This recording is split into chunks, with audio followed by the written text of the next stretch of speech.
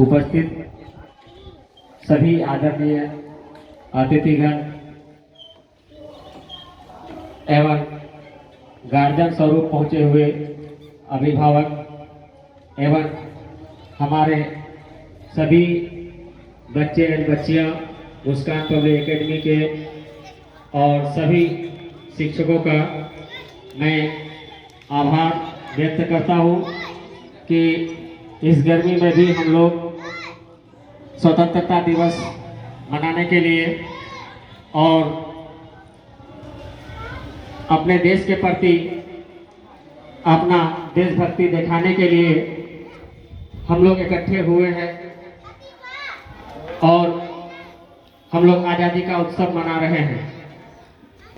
आज़ादी ये नाम बहुत छोटा सा, लेकिन इनको पाने के लिए हमें काफ़ी संघर्ष करना पड़ा, लंबे वर्षों तक लड़ाई लड़नी पड़ी, बहुत सारे बलिदान देना पड़ा, बहुत सारे वीर सपूत मारे गए, किसी को फांसी हुआ, किसी को काला पानी का सजा हुआ, किसी को कुचल दिया गया, किसी को जिंदा जला दिया गया, किसी को जिंदा जो है तो पेड़ में चुनवा दिया गया।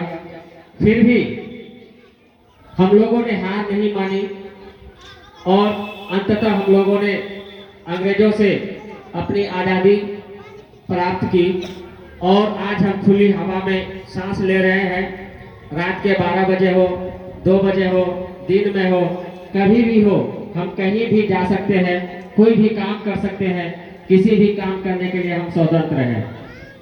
और उस समय क्या था कि हमें कोई भी काम करनी पड़ती थी, उनका जो है ब्रिटिश रूल के अनुसार हमें 3 हिस्सा काम का पैसा उसी को दे देना पड़ता था।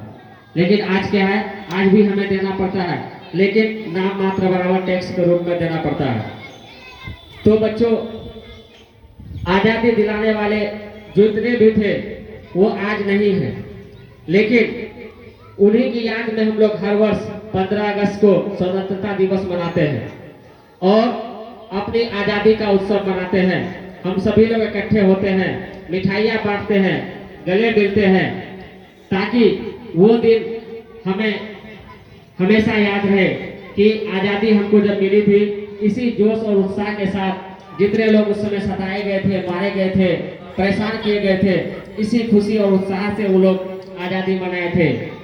और मैं आपको बता दूं कि जब आज़ादी मिली थी हमें 14 अगस्त की रात्रि को मिली थी, 11:35 पर मिला था और 15 अगस्त को हम स्वतंत्रता दिवस मनाते हैं। लेकिन भारत में ही एक जगह ऐसा है जहां की अभी भी 11:35 की रात्रि झंडा फहराया जाता है और सौभाग्य की बात है कि वो जगह हमारे जिला पूर्णिया में है और उस जगह का नाम है झंडा चौक। झंडा चौक अगर आपको पता नहीं हो तो आप कहीं भी जाएंगे, पता करेंगे, पता चल जाएगा। झंडा चौक में आज भी 14 अगस्त की रात्रि 11:35 पर झंडा फहराया जाता है। क्यों फहराया जाता है?